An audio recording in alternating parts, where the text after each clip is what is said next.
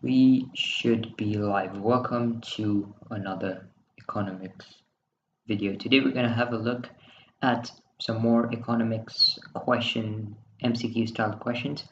Now, before we start with this live stream, I've done an entire walkthrough and I covered the entire chapter 1, 2, and 3.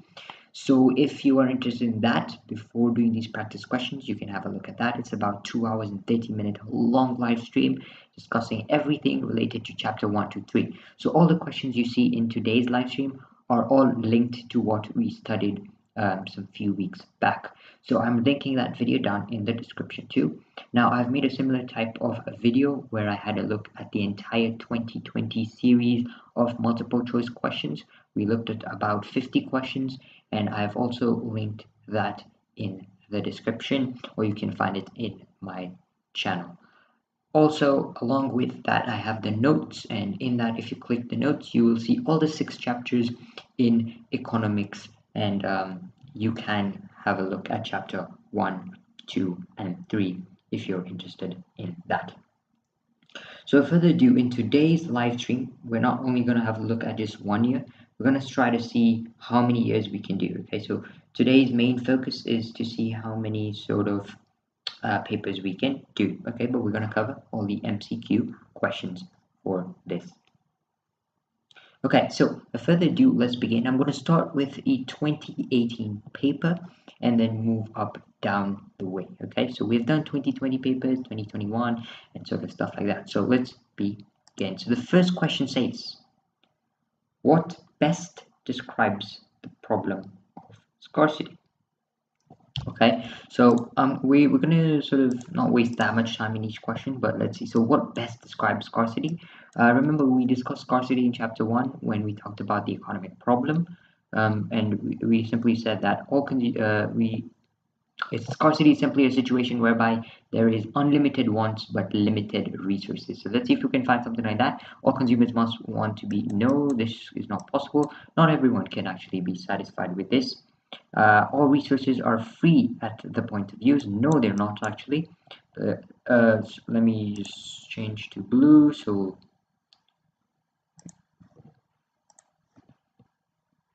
okay, so there you go. So the answer right here is C. Okay, why is it C? It is C because there are limited resources and unlimited wants. Just in my definition, the same thing. What is the example of a capital good? So capital good right here. And we've done a similar type of question in 2022, so it's like a sort of repeat. But this time, instead of consumer good, it's capital good. So capital good is simply used in the production to be more specific, it is machinery. Okay, so purchasing seeds can't be one. Purchasing a tractor can be one. Okay, now additional land is part of land. Okay, in factors of production we have 4 factors of production: land, labor, enterprise, and capital. Capital deals with the machineries, land deals with all the land, enterprise deals with risk takers, and then we have labor, which is workers. A student decides to buy a ticket for a concert instead of buying a new t-shirt. So instead of buying a new shirt, he went for the concert. So what is the opportunity cost of buying the ticket? So simply what this basically means is that opportunity cost is what you've lost. Okay, so some people get confused by saying what you've chosen, but no, opportunity cost is the next best alternative to a good foregone.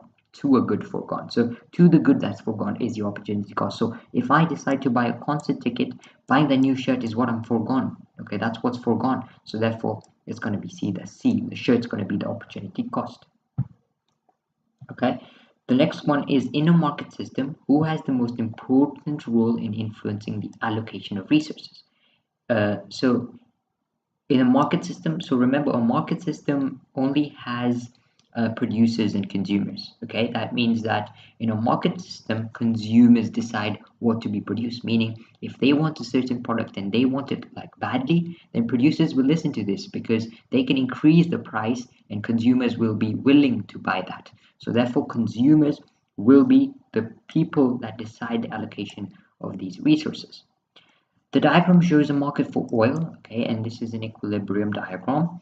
At point X is an equilibrium diagram, and remember, equilibrium point is when the demand curve and the supply curve meet or intersect. if the quantity of oil sold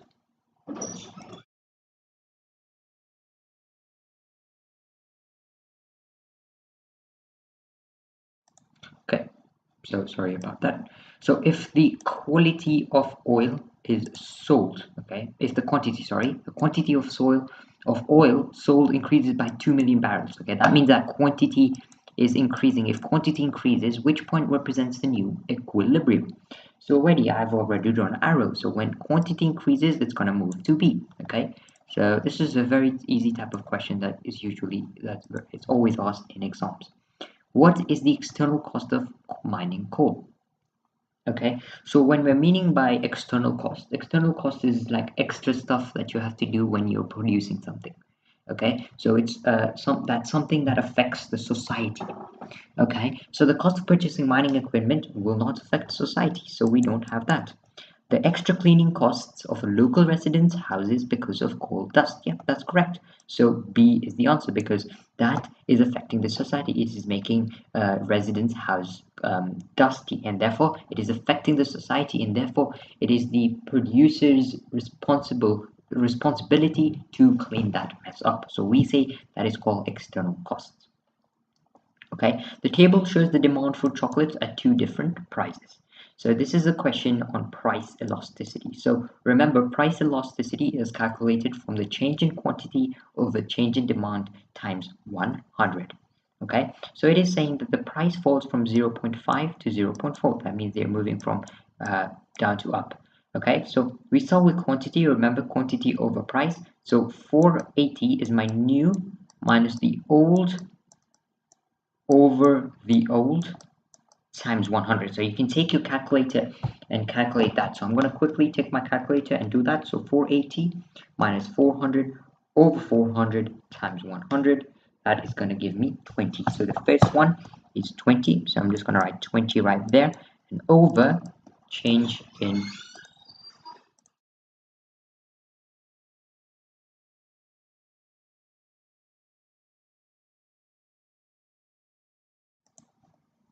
so yeah, so we're gonna do then price, so it's gonna be change in price, so that is gonna be 0.45 minus 0.5, sorry, 0.45 minus 0.5 times 100. Okay, so I'm gonna do that out of my calculator again. Okay, and I'm gonna multiply this by 100, and that's gonna give me minus 10.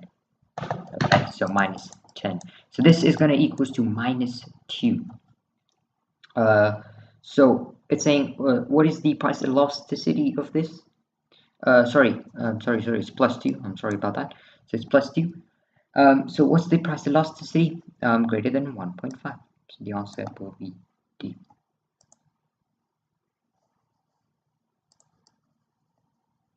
Okay, we're going to move on then. Okay. So we're going to move on now to what is the function of a stock exchange. Now we haven't done stocks, so we're not going to do this.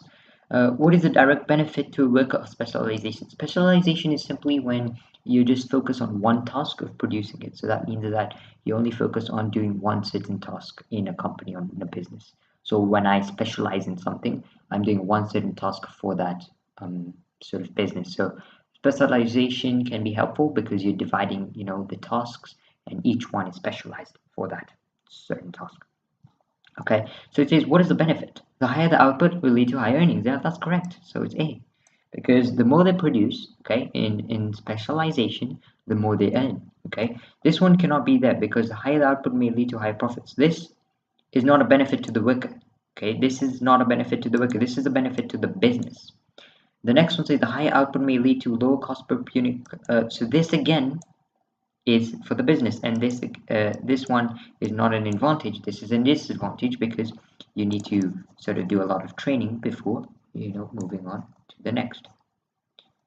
So then it says a trade union succeeds in rising the wages in an industry above the equilibrium wage. So equilibrium wage is basically a wage that in the it's sort of an age that wage, sorry, not age. It's wage that must be sort of the minimum wage. It's something like that. But equilibrium wage is the center. It's the middle. Okay, there's minimum wage, maximum wage, and then there's equilibrium wage. Okay, so we have all those three types of wages. Okay, now it's telling us how demand and supply change. Okay, how demand and supply change. So in this, what you have to simply do is that when there's an equilibrium change, okay, and there's a rise in wage, so it's going to go up, right? There's a rise in wage, so it's going to go up. Okay, this will basically mean the demand will fall, because remember the law of demand: an increase in price will lead to a fall in demand. But at the same time, remember the law of supply, that the higher the price, the more the supply. So therefore, we are looking for a fall in demand and a rise in supply. So that should be B. So B is the answer, because remember, it is rising wages. Okay, the wages are rising. Price meaning is rising. Okay, so that's how it works. What is most likely to result to increase in income tax? So when there's an increase in income tax, what is most likely to happen? Okay, so the first one, a fall in consumer spending. Yeah, that's correct. Because when there's a higher tax, it's taking a bigger proportion of um, my salary, for example. Okay, so for example, if I have a salary of 10,000 and the income tax is 10%, okay, it's taking $1,000 out of my earnings, so meaning I'll have very little left. Okay, and what this basically means that I will not sort of go and spend more because I have limited money now. Okay, the next one says, which statement explains, okay, we haven't done exploitation in chapter 1, 2, 3. Integration. Okay, so we haven't done integrations yet, but a company with a chain of restaurants bought another chain of restaurants. Which is this person most likely to be classified?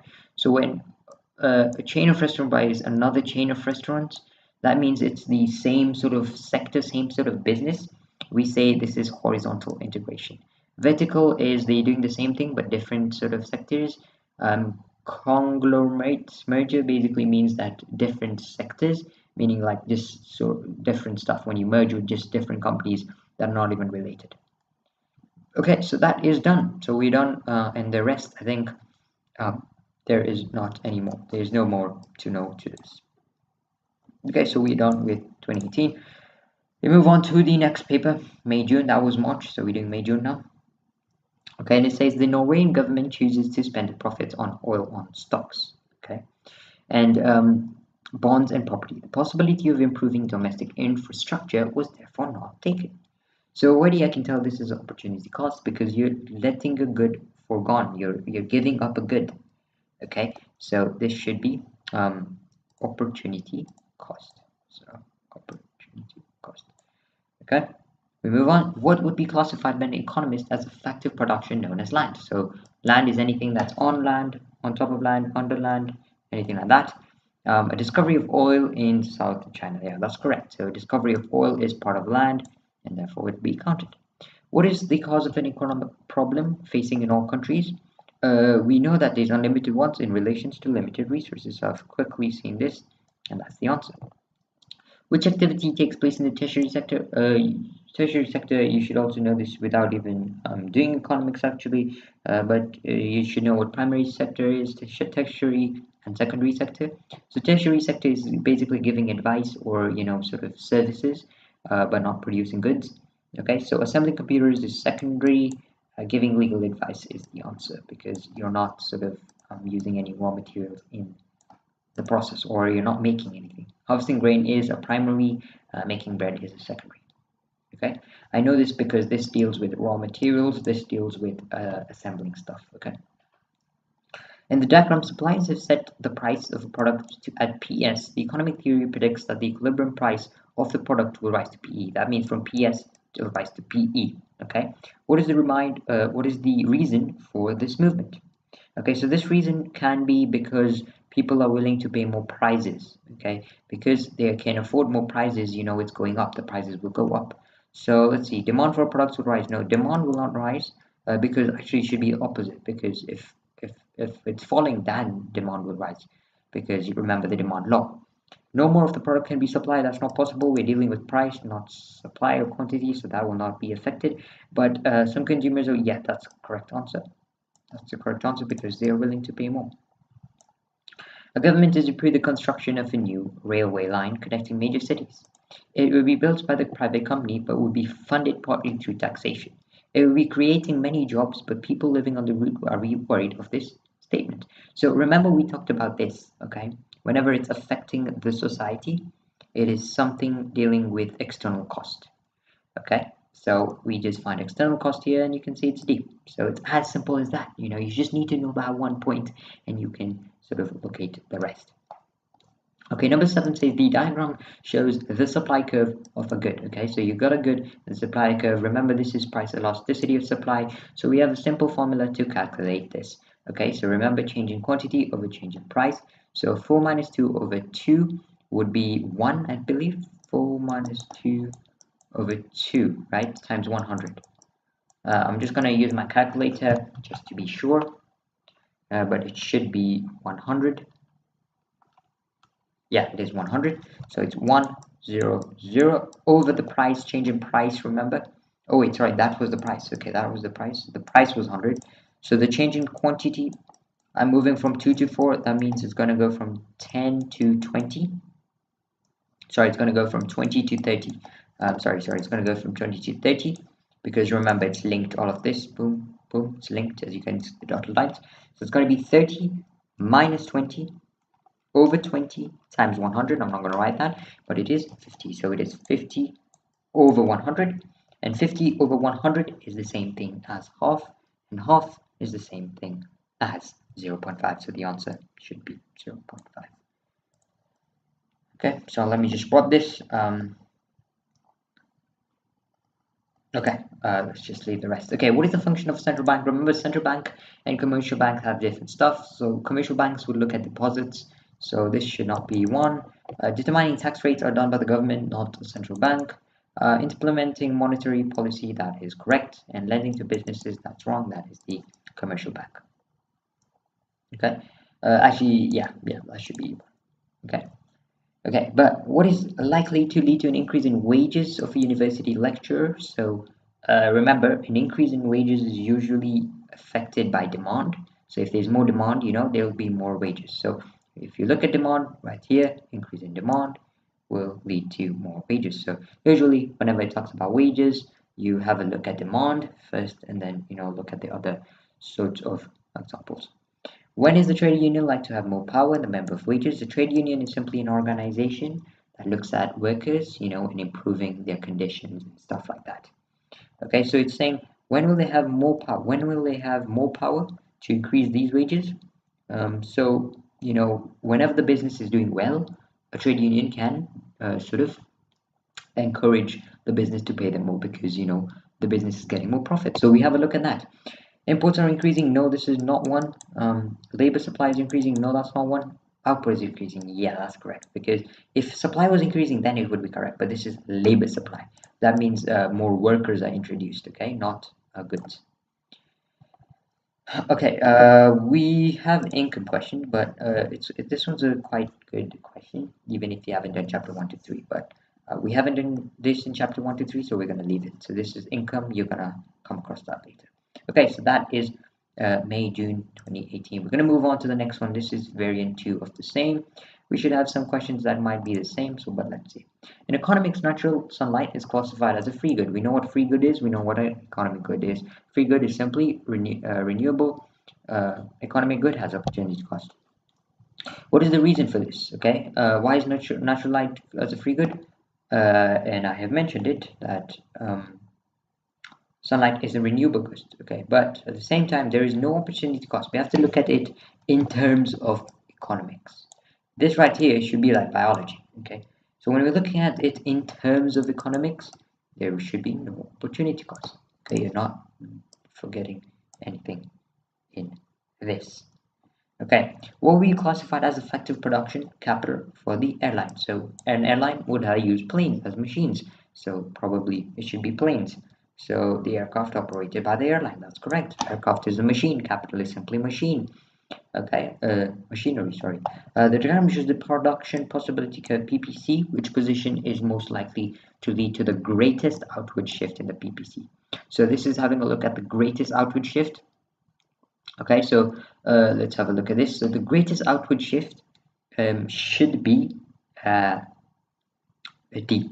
Okay, this should be the greatest outward shift. Okay, this is the most, the position is that will lead to the greatest outward shift in the PPC curve. As you guys can see, it is going the furthest. Okay, so it should be D. What is a major advantage of a market economic system? Remember, market economic system only has producers and consumers over a mixed economic system. Mixed economic systems have government intervention. Market economic systems don't have government intervention.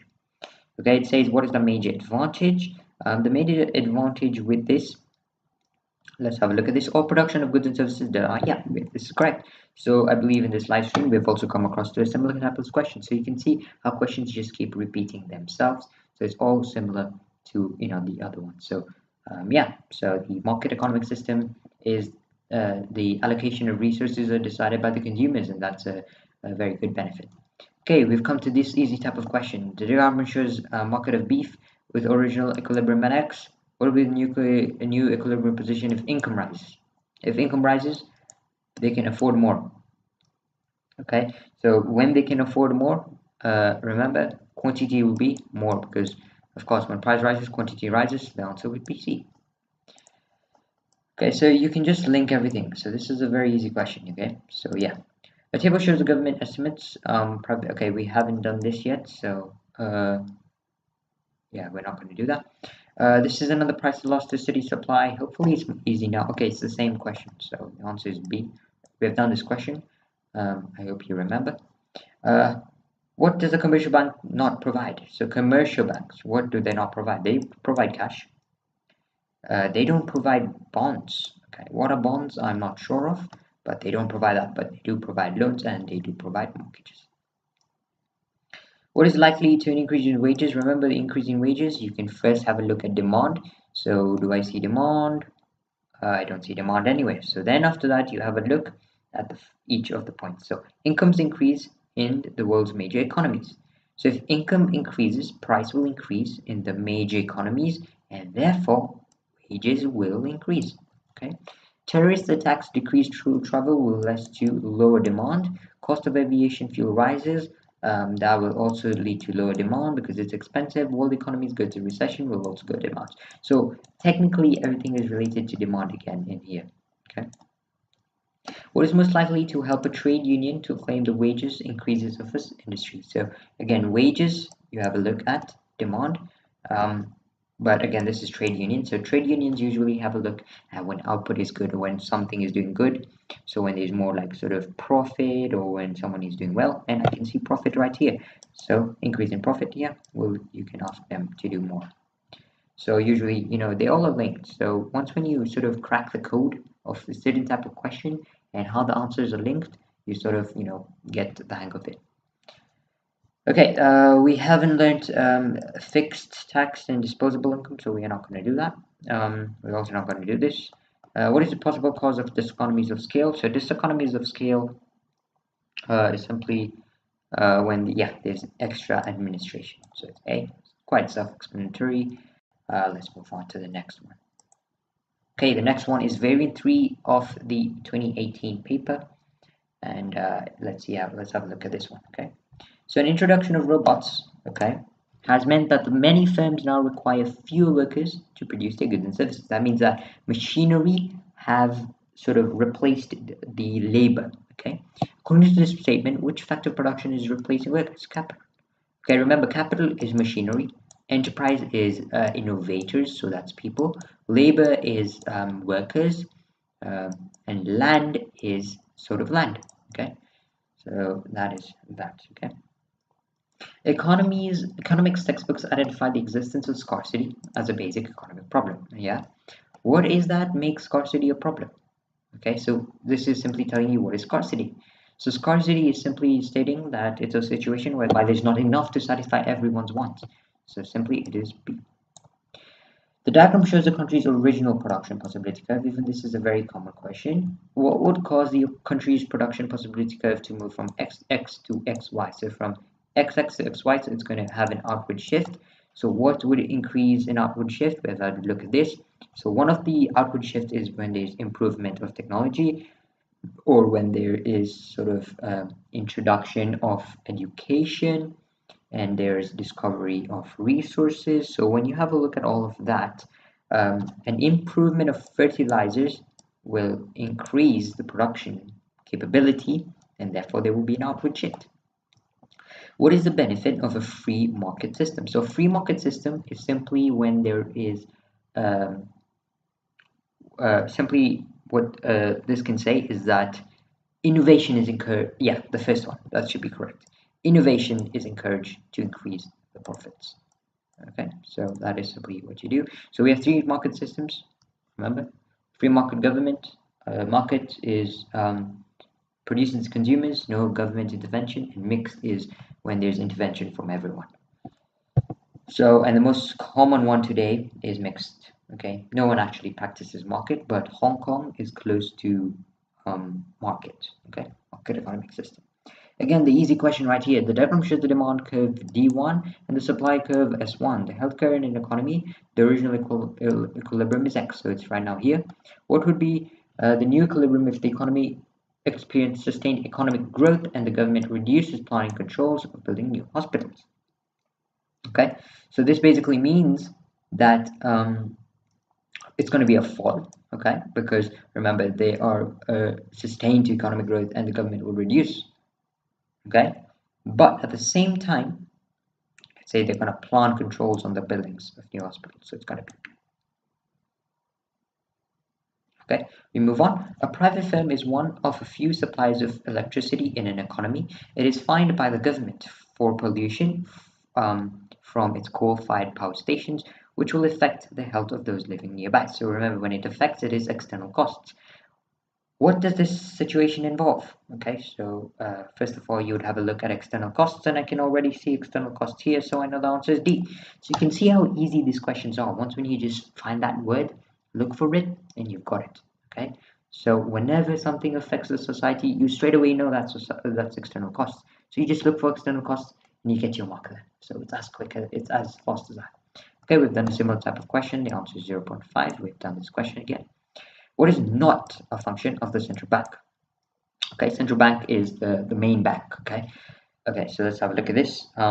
It is a lender to the last resort. This is correct. It is the last lender. So when there's no backup, this is the backup actually. It is the sole issue of notes and coins. It is actually the sole issue. It lends to individual firms and consumers. No, this is done by the commercial bank, not the central bank. Which change will make the manufacturing company replace labor with capital to maintain the most efficient combinations of the factors of production? Okay, so you want to replace labor with capital. Okay, that means that you increase capital. So simply, machinery has increased. Okay, because it is replacing labor, so the productivity of capital is better than the productivity of labor. Okay, what is the most likely reason for a firm that might welcome the introduction of a trade union for its workers? Remember, trade union is when a business does well. Usually, you have a look at that. Okay, but it's saying what is the reason for a firm that might welcome these trade unions? So basically, it's an easy way to vindicate wages. So unions simplify the process of wage bargaining. So that's the answer. Okay, let's just do this question. What is least likely to lead to an increase in the consumer spending on a new car? Okay, so what is least likely to lead to an increase in consumer on a new car? Okay, so what is the least likely? So here's the keyword. Okay, so have a look at this. New cars is expensive. Okay, that means consumers won't just buy randomly. But when there is a decrease in train fares, is when they're not going to buy a new car because it's more cheaper here. But when the cost of car repairs increase, then cars will become expensive. Price of petrol is a subsidy, it'll become more expensive. Sorry, it's not a subsidy, it's a complementary. Sorry. Rate of interest. This train fares is a subsidy. Okay, train fares is a subsidy. But when it decreases, you would choose that. Okay. So there you go, guys. That was 2018. Let's have a look at 2017. Okay, so I'm going to just go click back. So I'm using GCSE 8. I want to click on 2017 and I'm going to have a look at question paper 1, 2. Okay, so let's start with this one.